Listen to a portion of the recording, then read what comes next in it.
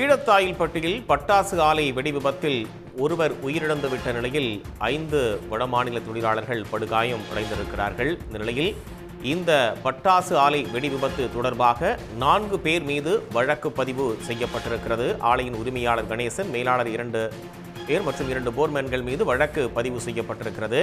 ஏற்கனவே போர்மேன் லோகநாதன் கைது செய்யப்பட்ட நிலையில் மேலும் 3 பேருக்கு போலீசார் வலைவீசி அவர்களை தேடி வருகிறார்கள். இந்த பட்டாசு ஆலை வெடிவிபத்தில் 5 பேர் உயிரிழந்துவிட்ட நிலையில் 4 பேர் மீது தற்போது வழக்கு பதிவு செய்யப்பட்டிருக்கிறது. ஒருவர் கைது செய்யப்பட்ட நிலையில் 3 பேரை போலீசார் தீவிரமாக தேடி வருகிறார்கள். ஆலையின் உரிமையாளர் கணேசன், மேலாளர் மற்றும் 2 போர்மேன்கள் மீது வழக்கு பதிவு செய்யப்பட்டிருக்கிறது. ஏற்கனவே லோகநாதன் என்ற போர்மேன் கைது செய்யப்பட்ட நிலையில் மேலும் 3 பேருக்கு போலீசார் தீவிர வலைவீசி அவர்களை தேடி வருகிறார்கள். இந்த பட்டாசு ஆலை வெடிவிபத்தில் காயமுற்றவர்களுக்கு தீவிர சிகிச்சை என்பது அளிக்கப்பட்டு வருகிறது. இது குறித்த மேலும் கூடுதல் விவரங்களை வழங்குவதற்காக செய்தியாளர் ஆனந்தகுமார் இணைப்பில் இருக்கீங்க. விவரங்கள்.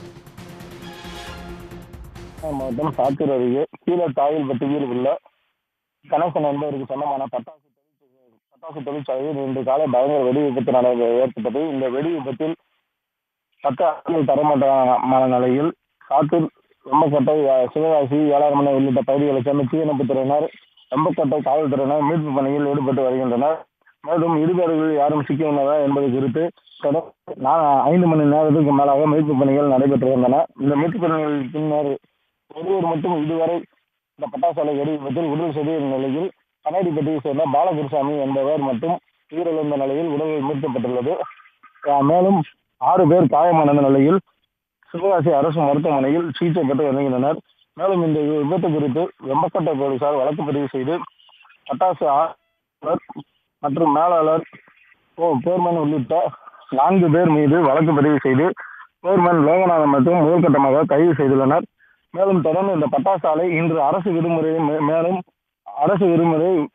அன்று விதிமுறையை மீறி வடமாநில தொழிலாளரை வைத்து ஏற்றதாக தெரிய வருகிறது. இந்த விதிமுறை மீறல்கள் குறித்தும் சாத்தூர் டிஎஸ்பி தலைமையில் போலீசார் விசாரணை நடத்தி வராங்க. இந்த விதிமுறை மீறியதை அடுத்து இந்த தொடர்ந்து விதிமுறைகள் இது போன்ற பட்டாசு ஆலைகள் நடைபெற்று வருவதை குறித்து நடவடிக்கை எடுக்கப்படுவதென இப்பகுதி பொதுமக்கள் குற்றச்சாட்டு வச்சு வராங்க. பட்டாசு ஆலை வெடிவிபத்தில் 4 பேர் மீது வழக்கு பதிவு செய்யப்பட்டிருக்கிறது. விவரங்களுக்கு நன்றி ஆனந்தகுமார். உடனுக்குடன் செய்திகளை தெரிந்து கொள்ள சன் நியூஸ் பெல் ஐகானை கிளிக் பண்ணுங்க.